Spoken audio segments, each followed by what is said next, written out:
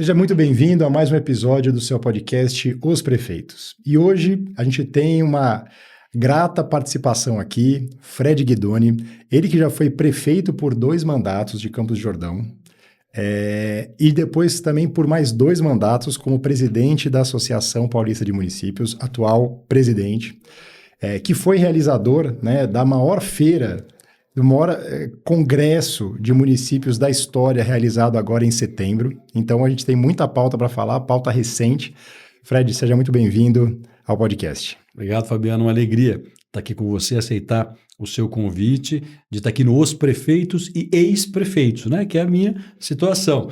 Mas que uma vez prefeito, sempre prefeito. É o que a gente estava brincando aqui antes de dar início ao programa, falando da importância desse cargo tão fundamental na hierarquia administrativa e política do país. Então, uma alegria estar aqui com você nesse bate-papo informal para falar um pouquinho de prefeitura, falar um pouquinho da Associação Paulista de Municípios, das aflições, mas também das vitórias que nós temos aí na administração pública municipal, mas, acima de tudo, trabalhar um pouquinho a tese da governança pública, que é tão importante para mudar a realidade do nosso país. Então, obrigado pelo convite, estou aqui à sua inteira disposição.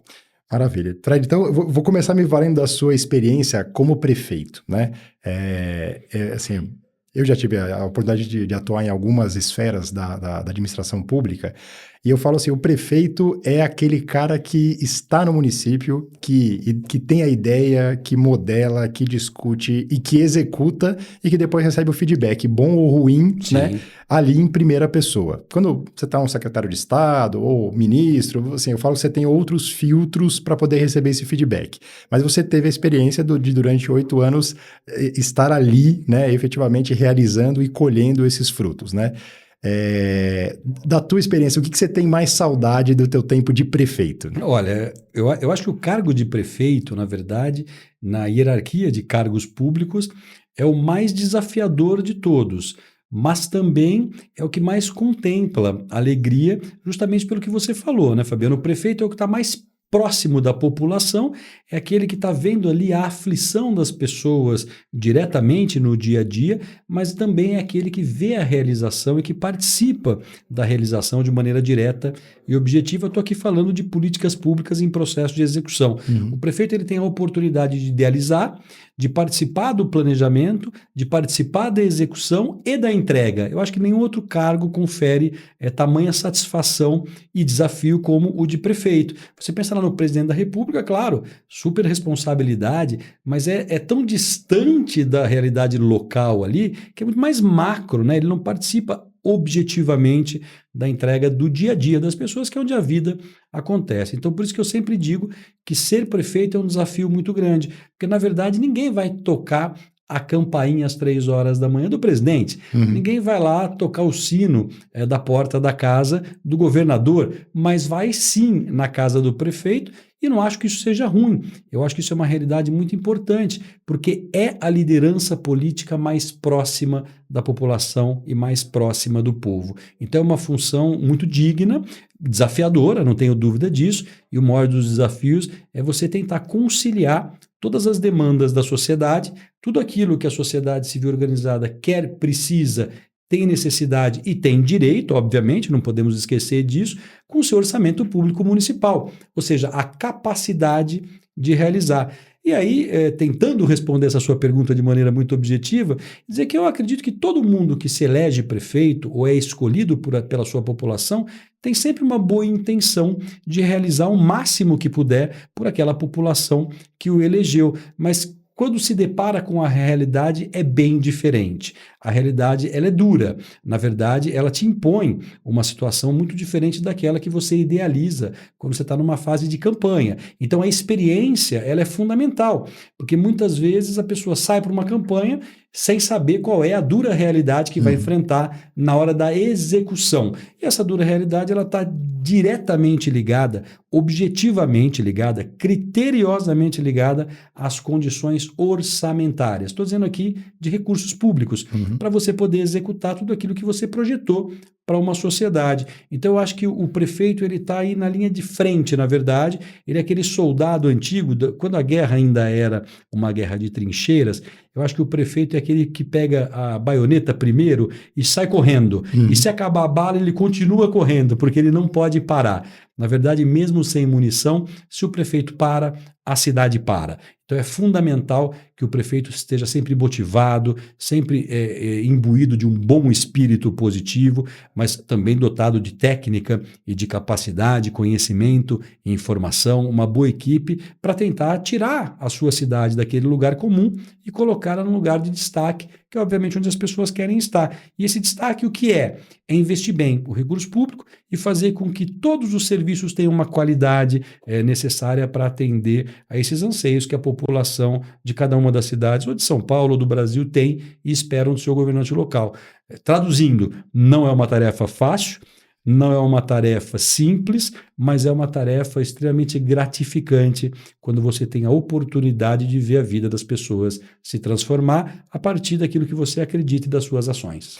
E acho que na tua fala, eu queria pensar duas coisas, né? Uma questão de recursos, né? Assim, a APM tem falado, né? Tem sido uma levantada essa bandeira de maneira muito, muito importante, né, de como a falta de recursos diretamente, né, para os municípios, ela já hoje desequilibra, né, o nosso pacto federativo e como isso precisa ser revisto, precisa ser repensado. Grande parte dos municípios hoje já eles não são sustentáveis do ponto de vista financeiro, muitas vezes eles ficam até reféns de questões políticas porque, né, não tem recurso para aquilo que é o básico. E eu sei que isso é uma bandeira, a gente já vai falar um pouquinho mais sobre isso. Mas aí eu acho que um outro ponto que você fala é sobre experiência, né? Assim, e aí eu vejo, especialmente nos congressos de município, uma troca de experiência muito rica. Porque o prefeito, quando ele volta para a cidade dele, tá lá ele com ele mesmo, naquela solidão de ser o prefeito. Bem, ele tem o vice-prefeito, tem os secretários, mas ele é a última palavra. Quando ele pode trocar com outros prefeitos, que no final das contas, nas suas regiões ali, sofrem dos mesmos males, né? Eu imagino que você deve conseguir na APM juntar esses pares, né? Para que eles possam trocar de maneira, né, de guarda baixa, poder falar, Sim. Poder ouvir. É isso, é exatamente o que eu estou dizendo. A gente tem que traçar aqui um panorama histórico, rápido, breve, mas tem que traçar. Vamos lembrar que lá de 1988 para cá, Fabiana, a Constituição reconheceu que os municípios são um ente federado e o classificou assim e colocou ele lá na Constituição com obrigações, deveres, mas também direitos que os municípios têm, que na verdade são direitos das pessoas. E ela fez uma divisão tributária. Ela disse, olha, o que produzir de riqueza, esses tributos são da União, esses são do Estado e esses são dos municípios. E isso tinha um certo equilíbrio que a gente chamava de pacto federativo. A gente continua chamando, mas ele é desequilibrado. E por que isso? Porque ao longo desse processo, ao longo desses últimos anos, e de lá para cá, nós podemos dizer que vem acontecendo corriqueira e constantemente, os municípios vêm sendo dotados, eles vêm sendo chamados a mais responsabilidade e aqueles recursos que foram destinados para a sobrevivência, subsistência das cidades já não são suficientes. Então, o que acontecia? O prefeito se via ali fechado nos limites do seu território, tentando solucionar os seus problemas esses que eram da sua cidade, que aconteciam localmente. A vida mudou. A modernidade veio, os limites foram se desfazendo, em especial, não barreiras físicas, não estou falando aqui do muro, do portão, não estou falando aqui da estrada ou do rio que separa as cidades, eu estou falando dos limites de convivência, dos limites de troca de experiência. Isso foi sendo desfeito e com isso a sociedade avançou e os problemas deixaram de ser locais. Os problemas passaram a ser regionais. Eu vou te dar aqui vários exemplos, a saúde é um deles, a educação é um deles, a empregabilidade é um deles, a segurança pública é outro. E os prefeitos tiveram que sair das suas cadeiras e buscar entender regionalmente qual é a sua situação, qual é a sua posição e o que ele pode fazer de maneira coletiva para resolver este problema ou aquele, qualquer que seja o tema, de maneira coletiva e não mais individualmente. E o que a APM, que é a mais antiga associação municipalista do Brasil, faz? Ela congrega esse desejo e, obviamente, pega as lideranças municipalistas que estão vinculadas à associação, os 645 municípios do estado, coloca todo mundo junto, mas não sozinhos. Essas lideranças com a sociedade civil organizada, com a inteligência das universidades, com a capacitação das escolas, com a inteligência que vem aí de todos os solucionadores de problemas, inclusive a iniciativa privada, que tem sistemas hoje muito importantes, para discutir esses temas dentro dos nossos congressos, trocar experiência, descortinar muitas vezes, tirar a cortina da frente de quem não está enxergando, para que possa ver o que acontece ali no bastidor, atrás do palco, e a partir dessa troca de experiências, o prefeito voltar para a sua cidade com uma solução mais ou menos desenhada, que muitas vezes ele não enxergava por conta desses limites que ele ainda achava que existia. Então, trocando em miúdos, o que eu estou querendo dizer é o seguinte: o prefeito que ficar sentado ali, na sua cadeira, olhando para a sua prancheta ou para a sua mesa ou para o seu computador diariamente, sem levantar dali e ir buscar soluções que já são boas práticas, que já são compartilhadas por outros que saíram na frente ou por outros que já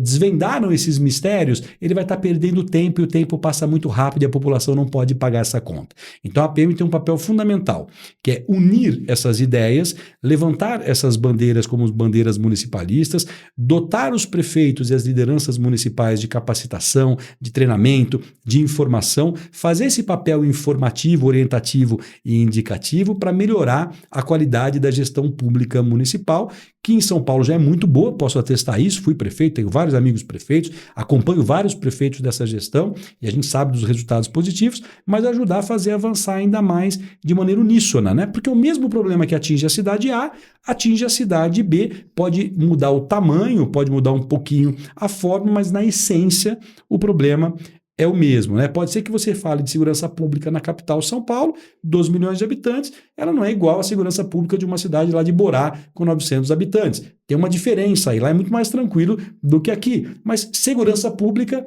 é a mesma questão nos dois lugares. Como é que você vai solucionar? A metodologia, o conceito central é o mesmo. E aí, ambos prefeitos podem se valer de boas práticas, conhecer e ver qual é aquela que se adapta à sua cidade, à sua realidade. Então é um papel muito bacana, mas você disse tudo.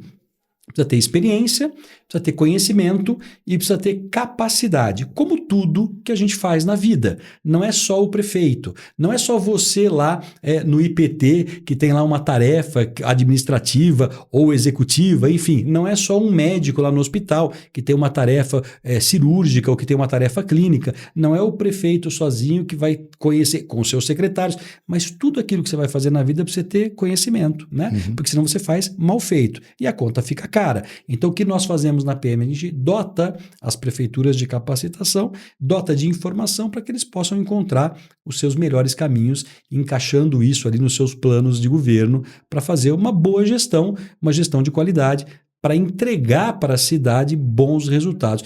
Então, nesse panorama geral, o grande desafio é justamente você reconhecer que o município precisa de condições melhores para prestar serviços de qualidade para as pessoas, serviços que foram sendo municipalizados ao longo do tempo, como saúde, educação, transporte público e agora a discussão da segurança, e por outro lado, além dos recursos para prestar os serviços, ter condições administrativas de gestão com novas ferramentas, inovação, novos sistemas para poder fazer isso mais rápido, mais eficiente e melhor. Então veja o grande desafio que é estar à frente de uma prefeitura ou à frente de uma associação que congrega tantos prefeitos capazes e competentes. E Fred, eu acho que eu não tenho dúvida que o papel de formação e informação e troca de uma associação, ela está claro, mas eu acho que tem um outro papel, talvez esse um pouco mais duro, né, que a associação também desempenha, que é um papel de reivindicação, sim, né? Sim. Que é um papel de, não vou dizer enfrentamento político, mas que pode até chegar a isso, né?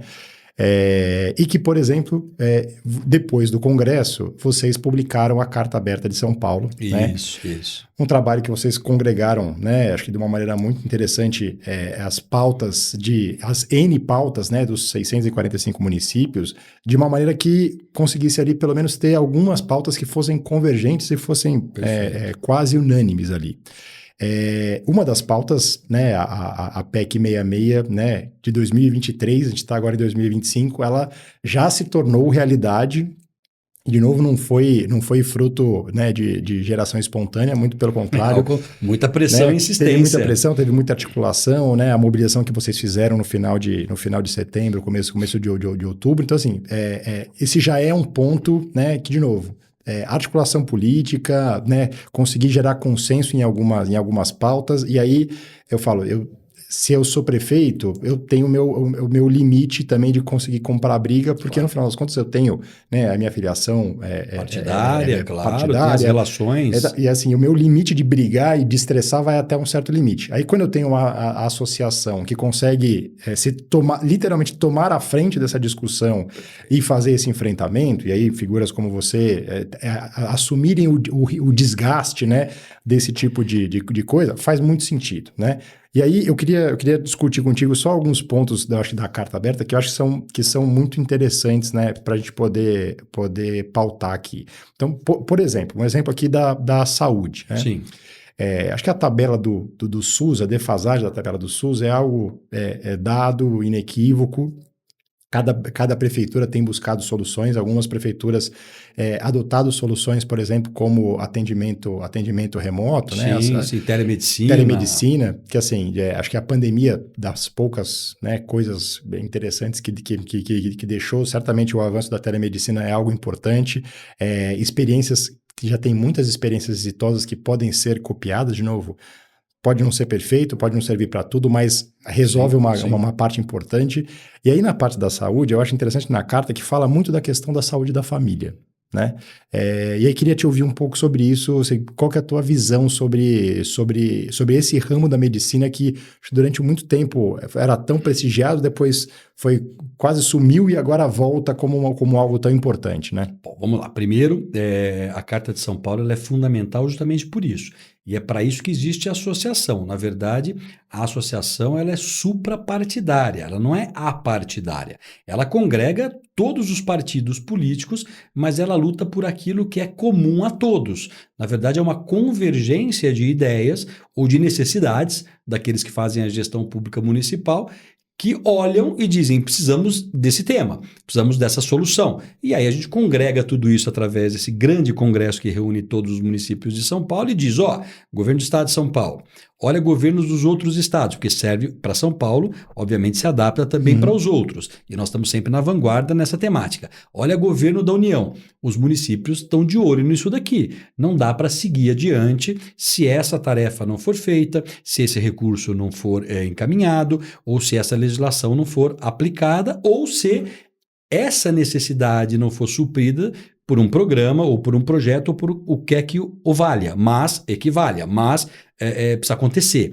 E a associação faz esse papel. E a Carta de São Paulo, ela tende exatamente a isso, levantar esses pontos principais e olhar para esses pontos, mergulhar nesses pontos principais e extrair daí algo que seja compatível para todos, que seja razoável também para o termo de aplicação, né? Você não pode exigir aquilo que não dá para fazer, o impossível não acontece nunca, algo que seja possível, que encaixe, mas que a gente possa lutar. E aí sim, os prefeitos se sentem confortáveis de terem lideranças desenvolvendo esses projetos, desenvolvendo essa luta, que nós vamos chamar de luta municipalista, em seu nome, por representação, até para preservar aquele prefeito que tem relações políticas que eventualmente pode ou não pode dar esse passo de luta, mas quando ele está por representação, ele é mais um no meio de todos. E a luta coletiva ela é muito mais fácil, né? Porque você ganha força com a união e ganha respeito também, e aí a união das pessoas, não é a união, o governo central.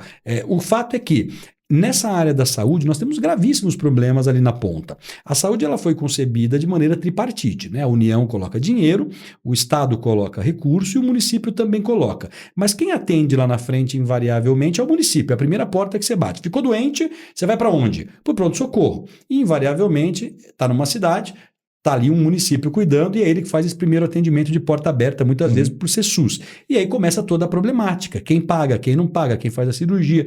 Enfim, de lá para cá, essa tabela SUS, ao longo de todos esses últimos anos, não sofreu nenhuma correção que chegasse à altura daquilo que é a despesa. Então, você paga ali por um procedimento X, mas ele custa X mais 2, X mais 3. E esse 2 ou 3, essa diferença, quem está colocando muitas vezes são os municípios. E aí, nós chegamos numa seguinte situação.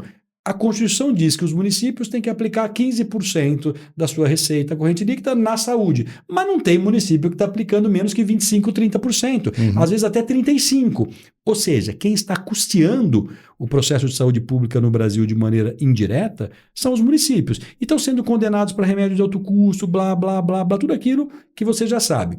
E essa questão da saúde da família, ela é estruturante e fundamental, por quê? Porque você justamente disse, lá atrás havia uma preocupação clínica com a saúde da família, que era você conhecer a família, entender como ela funciona, quais são as mazelas, quais são os problemas, quais são as necessidades, quais são as doenças familiares, que isso custava muito mais barato na hora do tratamento e, obviamente, custa muito mais barato para o tratamento da saúde pública. Então, quando você tem um sistema de saúde da família, quer seja ali dos postos de bairro, quer seja do ESF, da Estratégia de Saúde da Família, dos PSFs, enfim, funcionando, o que você está dizendo? Que eu estou fazendo uma saúde de prevenção, de melhor qualidade, porque o médico tem aquela relação pessoal, tem ali o agente comunitário de saúde visitando a família, entendendo as necessidades. Que é outro personagem super importante. Que nós vamos falar disso ali na frente, mas que está economizando dinheiro gasto não com a prevenção, mas depois com o tratamento do resultado do problema. Então veja que interessante,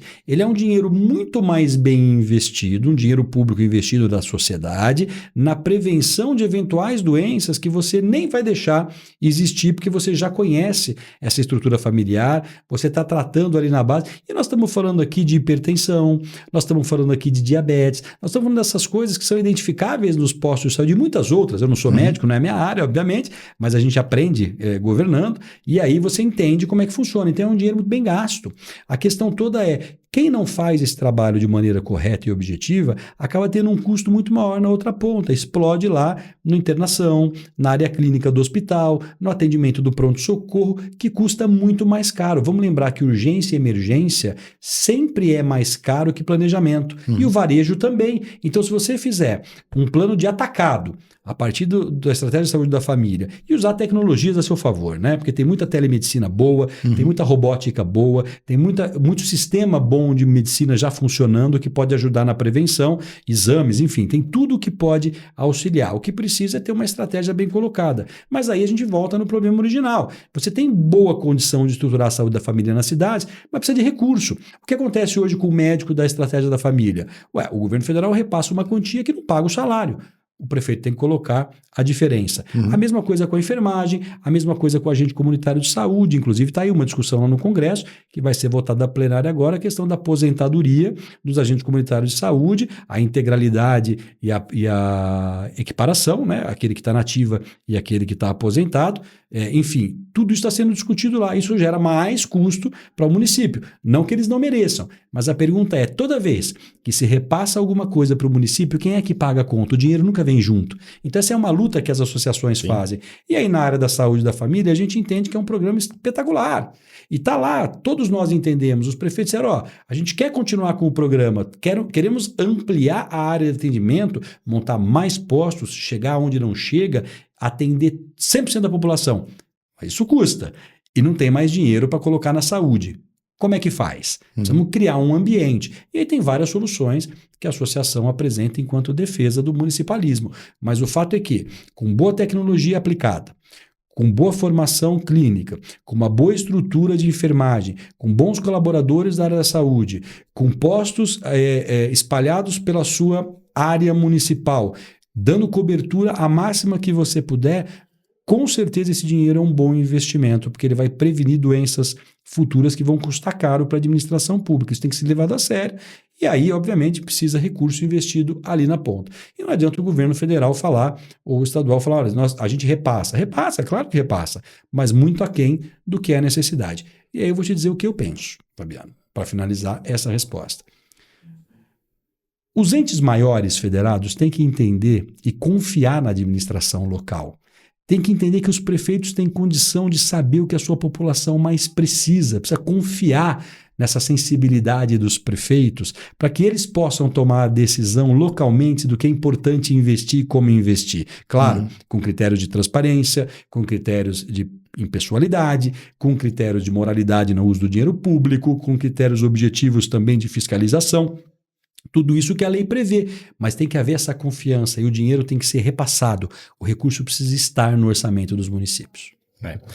E aí, nessa linha de pensar, né, as características daquele território, né? Eu acho que uma discussão que eu também presenciei de maneira muito interessante lá nos painéis do Congresso foi a questão de como especialmente o governo do estado e as prefeituras e os consórcios de município têm trabalhado a questão de rotas de turismo, né, e de cadeias produtivas. Fundamental. De novo, a gente falou de planejar, né, gastar mais tempo planejando, né, e olhar, né, para o poder da união, né. Se eu estou pensando só o meu município, talvez eu fazer um investimento no meu município, eu atrair um turista que vem de 300 quilômetros para o meu município, eu tenho uma capacidade de atração e de atendimento. Você foi prefeito de Campos do Jordão. Quem já foi a Campos do Jordão, quem não foi, tem que ir. Existem vários outros municípios ao redor que, assim, que de repente você descobre que você já foi, porque você estava em Campos, aí você foi conhecer um restaurante, foi conhecer alguma outra atração e toda aquela região vai sendo positivamente impactada. Perfeito. Tem muita lógica também esses gestores públicos olharem o poder que eles têm de atrair para uma região, né? Porque eu, como turista, eu não estou tão interessado se eu estou no município A ou no município B. Eu estou voltado para a minha experiência, né? E a capacidade de criar, de pensar essas rotas, né? Como tem a rota do vinho, várias outras rotas que estão sendo discutidas.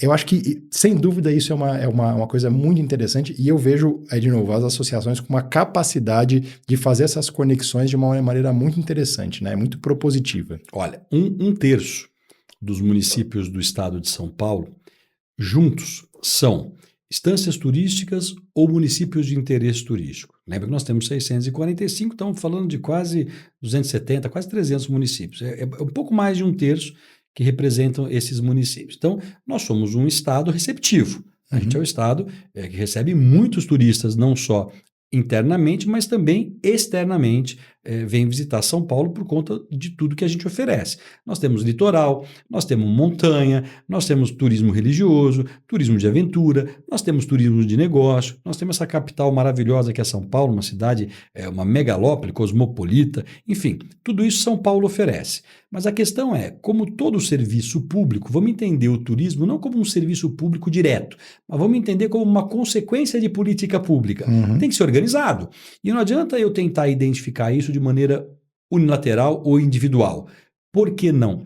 Porque o turismo não é mais assim. Vamos fazer um exercício juntos. Imagina que você comprou aí um pacote de viagem para o exterior. Vai para um país que você quer tanto conhecer. Para onde você vai? Primeiro para o lugar mais famoso ou mais badalado, enfim, aquele mais culturalmente desenvolvido, depende do objetivo da tua viagem. Mas o fato é que você tem uma semana naquele lugar, você não vai ficar no mesmo lugar. Você vai querer conhecer aquele, o vizinho, aquela outra cidade, aquele outro museu, aquele outro passeio. Você vai querer rodar e ter o maior número de experiências possíveis que você pode aferir naquele espaço de tempo que você tem disponível para o seu lazer, para a sua viagem, para o seu turismo, se for esse o objetivo do seu turismo, que pode ser outro, pode ser turismo de negócio, enfim. Estamos falando desse especificamente. No Brasil não é diferente. A pessoa vai viajar, ela quer ter a experiência. Ela ficou sabendo que na cidade vizinha tem um restaurante muito bom, que é uma experiência gastronômica ímpar. O que ela faz? Está ali a 30 quilômetros, ela aluga um carro e vai. Ou se ela tiver de carro, ela vai. Então, essa interface das rotas, essa necessidade de você criar ambientes regionalizados, é fundamental para a geração de emprego e renda e fazer com que todos cresçam juntos. Esse é o grande desafio. O grande desafio que nós falamos aqui no começo, que é você romper as barreiras limítrofes dos municípios e trabalhar junto. Vamos pensar o seguinte, deixa aqui o turismo um pouquinho separado, vamos pensar aqui na questão da coleta de lixo. Quanto custa a coleta de lixo para uma cidade? Custa caro. Quanto custa para 10? Se eu tenho escala, vai custar mais barato. Então vamos consorciar o serviço e vamos fazer isso de maneira consorciada que vai ser muito mais barato para todo mundo e vai resolver um problemão de várias cidades. Agora vamos voltar para o turismo. Não é a mesma coisa? Exatamente. Se você tiver um consórcio turístico em desenvolvimento, se você tiver várias decisões tomadas, eu tenho que chegar até na tua cidade, mas passa pela estrada dentro da minha. Se a sua cidade está bonita, está bem cuidada, mas a estrada que liga ela passa pela minha e não está, qual vai ser a experiência experiência Uhum. de quem passou por essa estrada não vai ser boa, não vai indicar. Então, tudo isso tem que ser pensado. É por isso que São Paulo tem um avanço muito interessante no desenvolvimento das regiões metropolitanas, e essas regiões metropolitanas fazem planos de desenvolvimento urbanísticos integrados. E ali você discute toda a integração de todos os segmentos: saúde, educação, turismo, zeladoria, segurança pública. E aí você vai ter uma visão macro de aonde você está e como você pertence a esse grupo ou a essa comunidade, que é muito maior do que a sua cidade. Claro que isso não isenta você da sua responsabilidade local. Uhum. Você é o prefeito, você tem que cuidar da sua cidade, mas te coloca num potencial desenvolvimento maior que vai beneficiar a sua cidade, o seu cidadão, e vai trazer mais divisas para o seu município. E vamos já linkar com a reforma tributária. Lembrando que no futuro, a reforma tributária, quando estiver implantada, ela vai tributar consumo. Uhum. Então você precisa gerar renda para a sua população para ela consumir, para você melhorar o seu índice de arrecadação. Então está tudo muito ligado.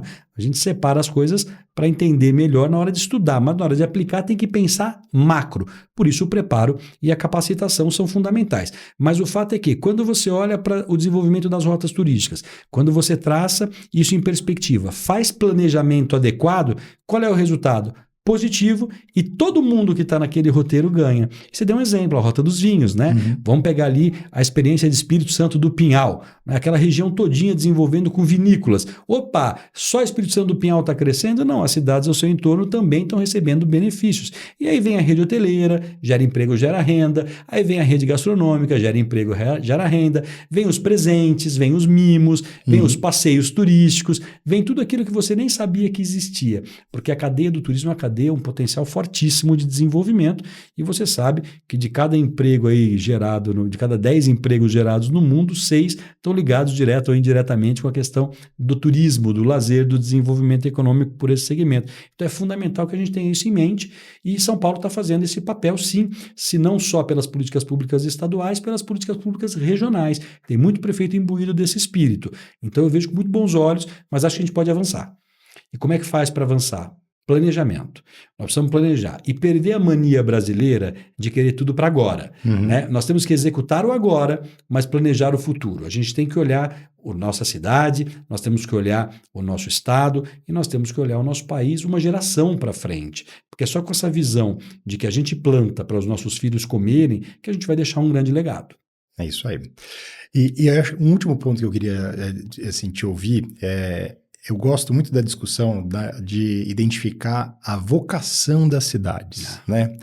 E aí eu falo, quando você começa a frequentar muito uma cidade, você, mesmo como visitante, você percebe que existe uma cultura local ali. E quanto mais forte essa cultura local, mais gostoso é você frequentar aquele município, porque ele tem uma identidade, ele tem, né, ele tem características muito peculiares e que faz as pessoas voltarem, né? Eu costumo brincar que aqui em São Paulo você tem o bairro da Moca, né? Que assim...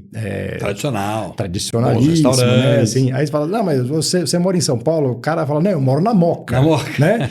Geralmente o morador de outros bairros fala assim, eu moro em São Paulo. Ele tem um sentimento de pertencimento forte. O da Moca, ele vai um nível acima, assim. E aí eu acho muito interessante isso, porque quando, assim, existe realmente um aprofundamento, né, nesse entendimento do que é essa vocação e de como explorar essa vocação bem, seja no ponto de vista turístico, seja no ponto de vista cultural, mas assim, que dica, e você foi prefeito de novo de um município que tem uma vocação Sim. muito clara e que tem uma identidade muito poderosa, né, que mesmo quem nunca foi lá conhece, já ouviu falar. E aí uma outra discussão que também se conecta aí com isso, né, place branding, Sim. né, assim, outra coisa que parece assim, coisa maluca, mas não é. Quando você entende o conceito, faz todo sentido, porque várias cidades, a gente pode falar aqui de Nova York, Barcelona, são cidades que criaram essa identificação Perfeito. E conseguiram propagar. Perfeito. Qual que é a tua visão de como isso pode ser melhor explorado para que cada cidade consiga buscar essa singularidade que reforce o significado Fabiano, desse município? A metodologia mais rápida e mais fácil, ao meu ver, de você potencializar a vocação de uma cidade é através da organização e dos métodos aplicados, você entender isso.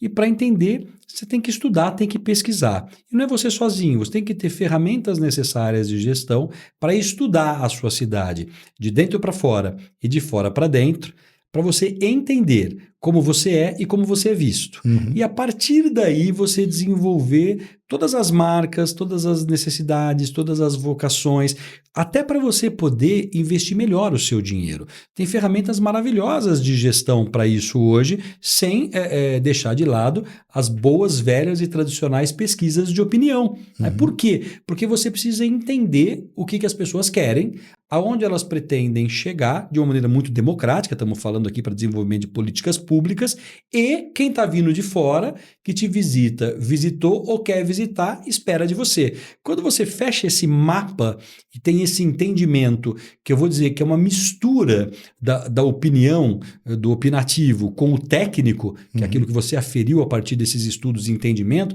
você parte para a segunda fase. E a segunda fase é o planejamento, propriamente dito. É você planejar como é que você vai atingir esse objetivo de extrair o máximo potencial da sua cidade a partir daquilo que você entendeu e interpretou. Terminado o planejamento, vem a fase da execução. Você precisa fazer. Né? Olha, muitas vezes você precisa fazer uma obra. Muitas vezes não é uma obra, é um serviço. Muitas vezes não é nenhuma obra, não é um serviço. É um pequeno ajuste cultural. É alguma coisa que incomoda ou que não incomoda, mas que precisa ser criado ou já existe, tem que ser potencializado. E, obviamente, isso é uma singularidade. Cada cidade tem o seu modelo. Eu arrisco dizer que é igual ao ser humano. A gente se parece, a gente é semelhante, a gente tem características muito próximas, mas somos absolutamente diferentes. Olha, quem tem gêmeos sabe disso, né? Você tem filhos absolutamente muitas vezes idênticos do ponto de vista fisionômico, mas você tem características diferentes de personalidade e caráter, enfim. Então, é natural que seja assim. E as cidades não são diferentes. Por isso, cada uma tem um nome. Né? Nem aquelas que têm nome parecido são iguais. Sim. O que precisa é o gestor público interpretar isso com muita propriedade, está muito preparado para fazer essa identificação e aí saber como investir os recursos que ele tem disciplinados no seu orçamento para essa área de desenvolvimento, para desenvolver a sociedade social e economicamente a ponto de atingir esse objetivo. Então, é potencializar a vocação. E a vocação é algo mágico, né? É algo que vem com você. Eu arrisco dizer que nós, seres humanos, ela está lá implícita no DNA. E aí, qual é o DNA da sua cidade? Essa descoberta mais valorosa que uma sociedade pode fazer, porque ela passa a se entender. Quando você descobre quem você é, e aqui, pelo amor de Deus, não estou mandando ninguém fazer análise comportamental, né? É mais simples, vamos dizer assim. Não pensa, o Fred está mandando a gente fazer análise. Não é nada disso. Na verdade, é você passar a se entender como parte de um todo, o que você representa para esse todo, qual é o seu potencial, onde você pode chegar e não se limitar. Na verdade, você ir sempre buscando, sempre buscar ir além. E aí o prefeito, que é o grande líder político da cidade, que é o grande líder da gestão administrativa da cidade, que é a liderança escolhida pela população, tem que ter essa vocação, ele tem que saber o que ele está administrando, né? Quem é o meu povo? O que é a minha cidade? Aonde nós estamos e para onde nós vamos? Tem até uma brincadeira dos mineiros, né? Que ele fala oncotô, oncovô. E é isso, nós precisamos saber em que fase a gente está de desenvolvimento da sociedade ali, da cidade A, B ou C, e para que fase a gente vai. E muitas vezes são detalhes, viu, Fabiano? Não é nada extraordinário que precisa gastar milhões de reais. Às vezes precisa dar uma repaginada na cidade, mas às vezes uma simples calçada resolve. Às vezes um ambiente de praça a céu aberto, porque você começa a entender a dinâmica.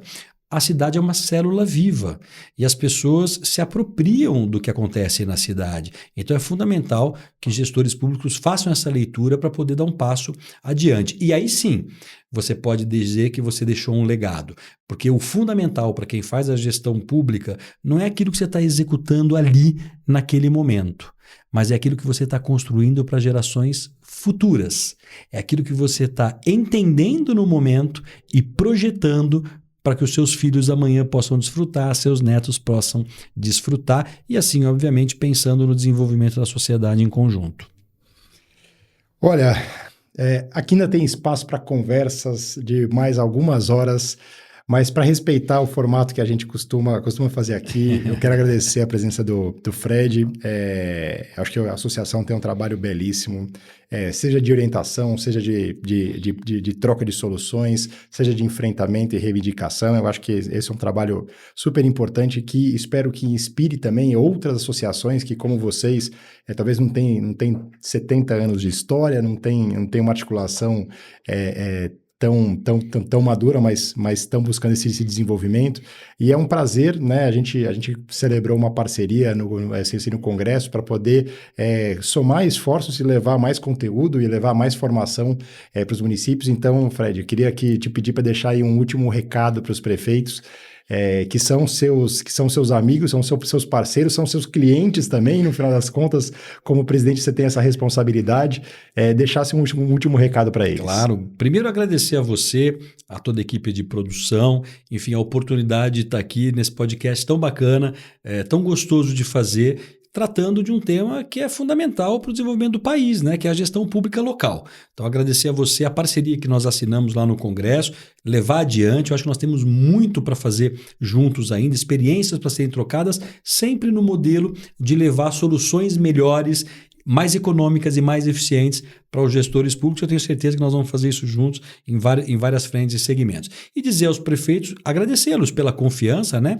de me escolher para liderar esse processo tão importante aqui no nosso estado de São Paulo. Lembrando que eu também estou lá na vice-presidência da Confederação Nacional dos Municípios, o nosso grande líder municipalista, nosso sempre presidente Paulo Zielkowski, que é um batalhador pelo municipalismo brasileiro, tem sido um gigante na defesa dos interesses dos municípios. E posso dizer trazê-lo aqui. Nós vamos trazer, vai ser nosso convidado especial de honra, não tenho dúvida. Mas deixar esse agradecimento aos prefeitos de São Paulo pela confiança, dizer que podem contar com a Associação Paulista de Municípios para tudo o que for necessário, em tudo aquilo que a gente discutiu aqui e tudo que a associação puder fazer, que nós estamos avançando com a associação na criação da fundação, da escola de governo, do Instituto da APM, que tem novidade vindo por aí que nós vamos estar fazendo juntos. Nós vamos começar agora também as nossas reuniões regionais, vamos fazer os mini congressos, vamos chamar assim, em cada região administrativa do nosso estado. Vai ser um papo mais intimista, uma coisa mais regionalizada. Eu acho que dá bons frutos disso também. A gente vai fazer uma grande rodada.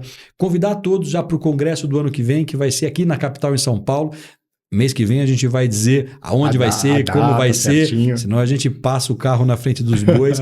A PM faz agora, dia 30 de outubro, Fabiano, 77 anos de história e de fundação. Ela é de 1948. Aí toda vez que eu chego, PM, quantos anos? Eu falo, tem 77. Eles falam assim, nossa, Fred, mas você é tão novinho, não parece. Eu digo, não, mas não sou eu. Eu estou presidente agora desse mandato. Tiveram vários outros antes de mim que me ajudaram a construir e reconhecer esse valor. Eu acho que a política, Fabiano, de maneira geral, ela precisa voltar a reconhecer os bons valores da sociedade, parar com essa discussão que eu chamo de tosca, de quem é daqui e quem é dali, e sermos todos de um lugar só, de um lugar comum, que é o melhor lugar. Que lugar é esse? É o lugar do equilíbrio, é o lugar central, é o lugar onde as pessoas podem defender as suas ideias, respeitando a ideia dos outros, e a gente tem em mente que é assim que nós vamos crescer. Então, diminuir os riscos aí das agressões, fazer parte de um programa de recuperação do diálogo para a política, dialogar soluções e resultados, conversar, que é fundamental o que a gente está fazendo aqui. As suas ideias, as minhas ideias, de repente elas vão convergir em um determinado momento, e é essa convergência que nós queremos fazer valer. E eu acho que a Associação Paulista de Municípios tem muito a contribuir para o municipalismo paulista e brasileiro, e quero então finalizar com um agradecimento formal a você, à produção, aos prefeitos, à associação, parabenizá-la pelos seus 77 anos de história e dizer que tem muito trabalho pela frente ainda nesse mandato e que os prefeitos, prefeitas do nosso Estado de São Paulo podem contar conosco, porque nós vamos estar de mão dadas defendendo sempre aquilo que é melhor para os municípios paulistas e brasileiros. Obrigado pela oportunidade. Maravilha. Espero que você tenha gostado dessa conversa e nos vemos no próximo episódio. Um grande abraço.